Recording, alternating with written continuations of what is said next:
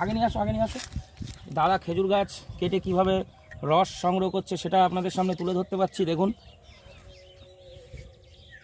আর গাছের হাইটটা একবার দেখুন, গাছের হাইটটা মানে নিচু হয়ে একেবারে নিচু, কীভাবে রসটা করছে সেটা। হুম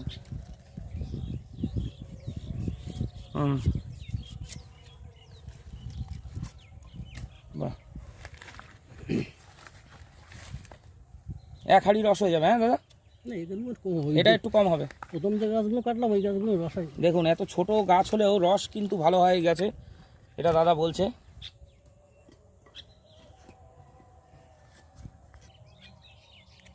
রস হয় এইসব বড় গাছ না কাটলে রসটাও বড় গাছ, বড় গাছে বেশি হয়।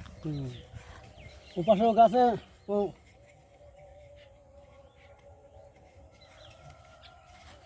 দেখুন